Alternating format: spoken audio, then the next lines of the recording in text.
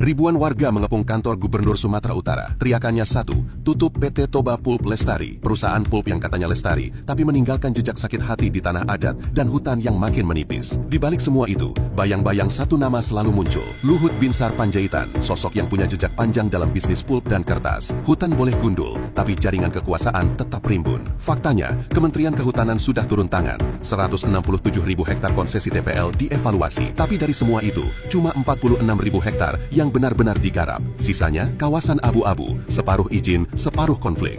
Rakyat berteriak soal tanah adat dan air Danau Toba yang tercemar, sementara elit berdebat soal izin dan investasi. Ironinya, bisnis lama masih lestari, tapi keadilan di tanah Batak tetap punah. Danau Toba pun menangis, bukan karena hujan, tapi karena serakah yang tak pernah padam. Ribuan warga mengepung kantor Gubernur Sumatera Utara. Teriakannya satu, tutup PT Toba Pulp Lestari, perusahaan pulp yang katanya lestari, tapi meninggalkan jejak sakit hati di tanah adat dan hutan yang makin menipis. Di balik semua itu, bayang-bayang satu nama selalu muncul. Luhut Binsar Panjaitan, sosok yang punya jejak panjang dalam bisnis pulp dan kertas. Hutan boleh gundul, tapi jaringan kekuasaan tetap rimbun. Faktanya, Kementerian Kehutanan sudah turun tangan. 167.000 hektar konsesi TPL dievaluasi. Tapi dari semua itu, cuma 46.000 hektar yang benar-benar digarap. Sisanya, kawasan abu-abu, separuh izin, separuh konflik. Rakyat berteriak soal tanah adat dan air Danau Toba yang tercemar, sementara elit berdebat soal izin dan investasi. Ironinya, bisnis lama masih lestari, tapi keadilan di tanah Batak tetap punah. Danau Toba pun menangis, bukan karena hujan, tapi karena serakah yang tak pernah padam. Penasihat Khusus Presiden. Ini direkam, ya.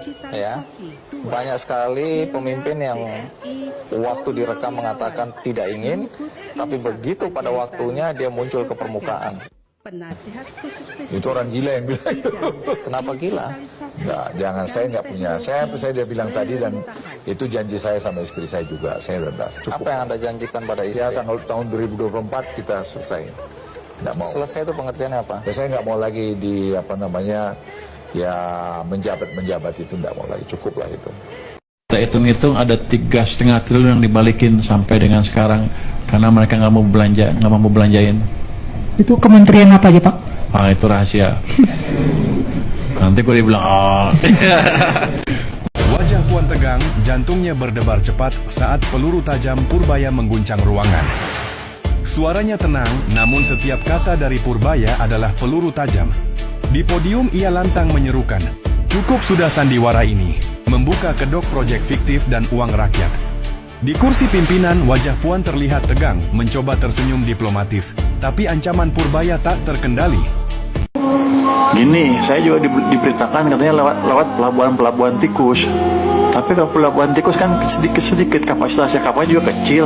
Berapa sih? Pasti nggak bisa pakai ini kan kontainer kan, dikumpulkan di satu tempat. Saya duga bukan di pelabuhan tikus masuknya, malah di pelabuhan besar, karena bisa masuk kontainer besar di situ. Kalau tikus saya bisa hitung berapa sih, ya nggak banyak lah. Terus repot lagi ke pelabuhannya, ngambilnya berapa lagi, mahal banget, pasti mahal banget. Apalagi kalau pelabuhan tikus di mana, di Sumatera, pantai timur Sumatera. Saya selalu dapat masukan itu, pantai timur Sumatera. Dia udah masuknya susah, ngambilnya juga susah, transportnya susah, nggak mungkin harganya murah. Jadi dugaan saya emang di pelabuhan besar. Hanya saja mereka main-main. Kalau saya datang mereka kabur, itu belaga ini. Kenapa saya ke Surabaya kemarin? Karena rupanya setelah saya bilang kita akan perketat pengawasan, banyak kontainer yang udah turun, tapi tidak segera melaporkan PIB-nya, PIB, pemberitahuan impor barang, supaya nggak dibuka. Saya datang sana, saya bilang, lu pokoknya kalau 2 minggu nggak PIB, kita bongkar, orangnya sudah datang ke situ. Ternyata pas sudah datang ke sana rame, kasihlah barang yang salah itu. Tapi artinya mereka cukup canggih. Tapi ya itu, mereka mengawasi juga gerakan kita. Tapi saya akan install orang-orang saya di lapangan, sehingga ya kalau mereka kelamaan seperti, yang jelas mereka nggak akan bisa diam lagi. 2 minggu kita bongkar. Tapi kalau mereka, jadi dulu katanya suka diekspor kan, kalau lama diekspor, takut diekspor. Sekarang nggak bisa, saya bongkar, tangkap orangnya kalau itu hukum, gitu kira-kira. Jadi aturan yang baru nggak ada.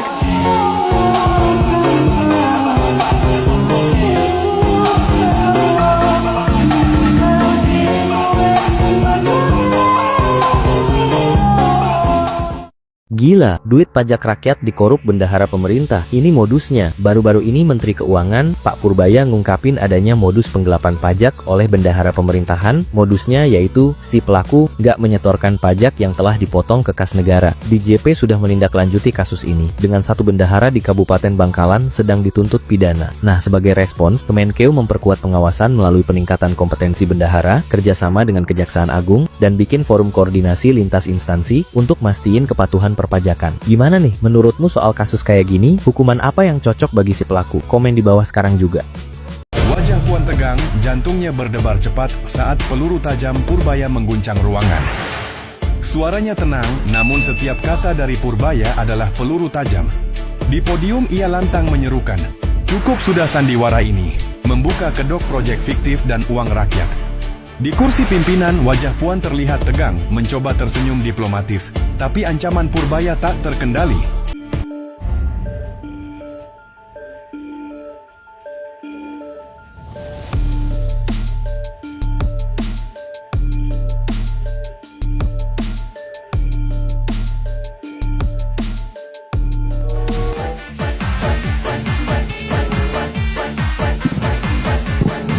Ini nggak ada wartawan kan ya?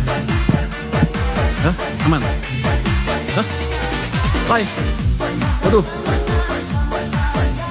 Alah. Next. Oh, udah nggak apa-apa. Next. Pak Fahri ya? Next. Saya nggak tahu nyinggung. Saya nyinggung Pak Fahri nggak? Pak Fahri dari UI soalnya.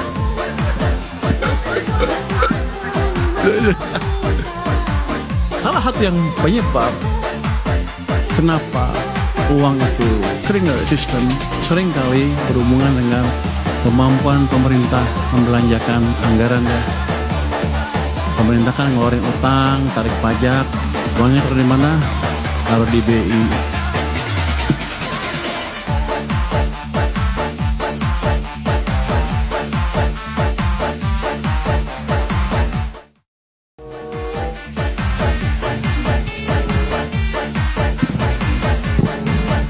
Wartawan kan ya? Hah? Aman? Hah? Hai? Waduh. Alah. Next. Oh, udah nggak apa-apa. Next. Pak Fahri ya? Next. Saya nggak tahu nyinggung. Saya nyinggung Pak Fahri nggak? Pak Fahri dari UI soalnya.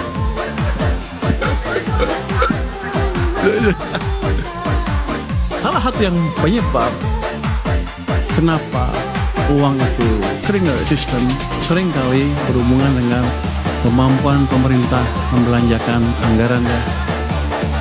Pemerintah kan ngeluarin utang, tarik pajak, uangnya dari mana? Taruh di BI.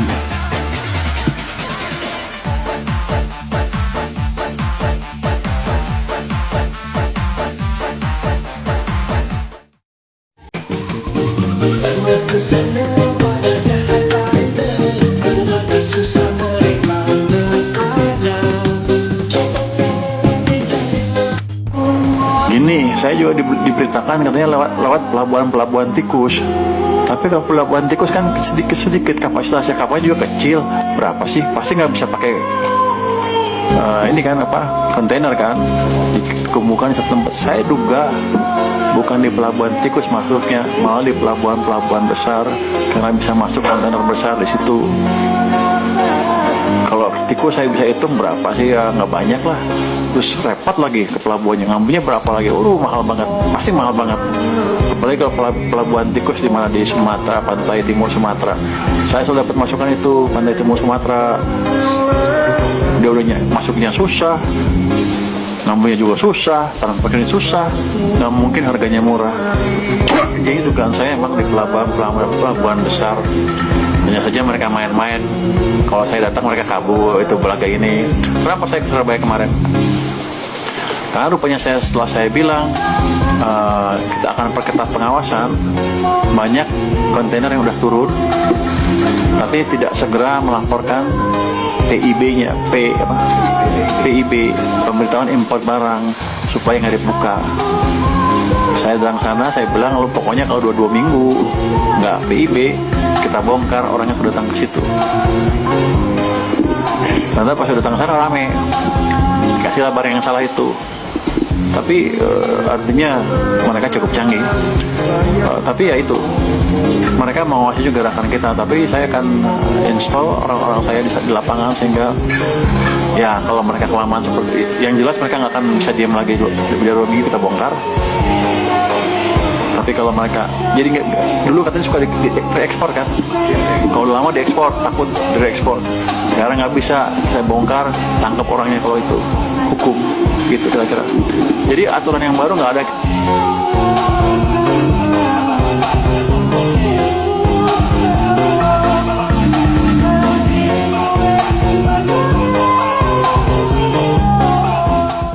Lihat video jadul Purbaya ini, ternyata dari dulu dia sudah rendah hati dan yang paling penting inginkan Indonesia maju. Nggak ada refreshing apa, paling jalan-jalan sama anak istri, mana makan, apa ke mana. Kalau anak saya sukanya ke Gunung Gede, healing paling kalau semesteran ke Bromo. Sekarang masih sering ke Bromo, saya nyetir biasanya waktu sana ya. Anak saya senang kalau ke Bromo saya nyetir. Rupanya mereka senang lihat saya susah. Saya di mobil tuh ngobrol terus kan. Iya. Jadi situ mereka senangnya. Yang lain nggak banyak sih, nggak punya hobi kali ya. Hobi ya. Belum punya hobi, mau belajar golf nggak mampu. Tangannya tangan pertak. Cocoknya nyangkul, walaupun nggak kuat. Kalau golf kan orang kaya. Saya bukan orang kaya, belum. Apalagi hobi yang lain. Nyoba hobi badminton paling sama teman-teman wartawan. Udah seminggu sekali kalau nggak salah saya badminton teman-teman wartawan tuh di gedung sini ya. Di BK. Saya nggak banyak hobinya di rumah itu. Sama ngajarin, kan saya masih ngajarin anak saya. Apa tuh Pak? Pelajaran sekolahnya? Pelajaran saya SMA sama perguruan tinggi. Saya ajarin juga. Jadi mahasiswa juga saya sekarang. Kalau saya nggak sengaja. Karena ada kelemahan di sini yang saya lihat di buku-buku di sini ya. Bukunya kan bahasa Inggris semua. Terjemahnya sedikit. Dan ketika dosen ngajar, sebagian main caplok aja bahasa Inggris. Presentasinya tuh. Jadi pertama jangan lupain sekolah. Karena anak saya tuh main kripto menang banyak, jagoan di kripto, maunya ngelupain sekolah. Dia bilang itu tetap aja sekolah modal dasar kita lah. Jadi jangan lupakan ilmu yang Anda pelajari apapun di sekolah. Dan yang kedua, terbuka. Teknologi itu berubah banyak sekarang.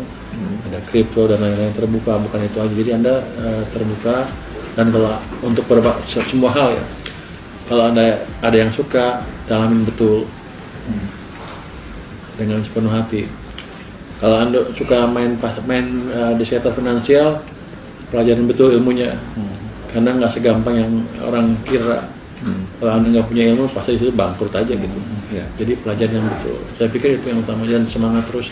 Dan jangan lupa, nanti kalau udah pada pintar, tetap mikirin Indonesianya. Jadi belum ya Mbak, tapi itu tergantung nanti perintah presiden seperti apa. Tergantung hasil diskusi saya dengan presiden seperti apa.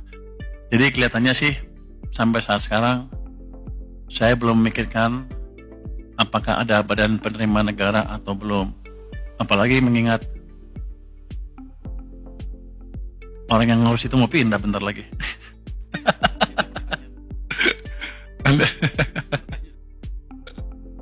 nanti ada tanya Pak. Jadi belum ya Mbak. Tapi itu tergantung nanti perintah presiden seperti apa. Tergantung hasil diskusi saya dengan presiden seperti apa. Tapi untuk sementara sih kalau saya lihat sih belum perlu, sampai kita semuanya udah stabil. Yang jelas kita akan optimalkan dulu pendapatan dari bea cukai maupun pajak. Nanti kalau udah optimal, dioptimalkan hasilnya belum bagus juga, baru kita pikir untuk bentuk itu. Tapi sekarang sih belum saatnya. Masih ada kelemahan-kelemahan di sistem baik pajak maupun bea cukai yang bisa diperbaiki. Jadi dengan desain yang ada saya mau lihat kalau dijalankan dengan optimal berapa kenaikan cukai maupun pajak. Kalau itu masih terlalu rendah, baru kita berpikir ke arah sana.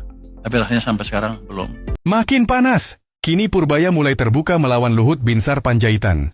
Purbaya menolak membangun family office yang diusulkan Luhut ini. Menteri Keuangan Purbaya Yudi Sadewa menegaskan APBN tidak akan digunakan untuk membiayai pembangunan family office di Bali yang diusulkan Luhut Binsar Panjaitan. Menkeu memilih fokus memang Purbaya ini terlalu terburu-buru baru dilantik. Ya mungkin dia sudah mengamati banyak ya mengenai ekonomi Indonesia ya. Tapi saya menilainya masih terburu-buru. Langsung tiba-tiba 200 triliun dipindahkan. Sebenarnya 200 triliun itu dari mana sih? Uang apa sih? Nah itu dulu yang kita mesti luruskan. Katanya enggak, ini uang pemerintah. Betul. Ya, tapi uang pemerintah uang dari mana? Nah, ini merujuk kan uang ini bagian dari 457,5 triliun yang ada di Bank Indonesia yang berasal dari saldo anggaran lebih. Apa yang dimaksud dengan saldo anggaran lebih? Yaitu ada utang selama akumulasi sekian tahun dan yang drastis adalah selama 10 tahun terakhir dari zaman Jokowi ini, itu akumulasi utang yang tidak dipakai. Nah, ini artinya membasir. Jadi saldo anggaran lebih ini harusnya adalah digunakan lagi untuk membiayai defisit yang tahun-tahun yang akan datang. Jaka Budi Utama, mantan Jenderal Kopassus Bintang 3, kini berdiri di belakang Purbaya. Bukan karena jabatan, tapi karena kepercayaan. Di saat para elit politik menolak kebijakan yang dijalankan Purbaya, Jaka memilih pasang badan. Ia tahu melindungi kebenaran jauh lebih berisiko daripada berperang di medan tempur. Bukan kita bekerja untuk kerabat kita. Pemimpin yang harus bekerja untuk rakyat. Cita-cita kita adalah melihat wong cilik iso gemuyu. Wong cilik bisa senyum, bisa ketawa. Saudara-saudara sekalian, kita harus ingat bahwa kekuasaan itu adalah milik rakyat. Kedaulatan itu adalah kedaulatan rakyat. Kita berkuasa seizin rakyat. Kita menjalankan kekuasaan harus untuk kepentingan rakyat. Kita harus selalu ingat, setiap pemimpin dalam setiap tingkatan harus selalu ingat, pekerjaan kita harus untuk rakyat. Bukan kita bekerja untuk diri kita sendiri. Bukan kita bekerja untuk kerabat kita. Bukan kita bekerja untuk pemimpin-pemimpin kita. Pemimpin yang harus bekerja untuk rakyat.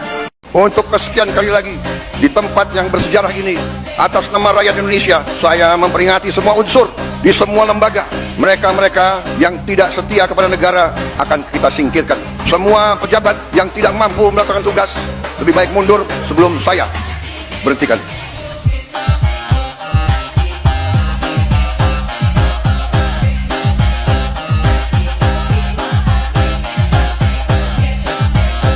Saya akan hadapi mafia-mafia yang sekuat apapun saya hadapi atas nama rakyat. Saya bertekad memberantas korupsi sekuat apapun mereka. Demi Allah, saya tidak akan mundur setap pun. Saya yakin rakyat bersama saya. Hei maling-maling, hei koruptor-koruptor, Prabowo tidak pernah akan gentar menghadapi kalian. Hai kaum munafikun, hai antek-antek asing, Prabowo Gibran bersama rakyat Indonesia.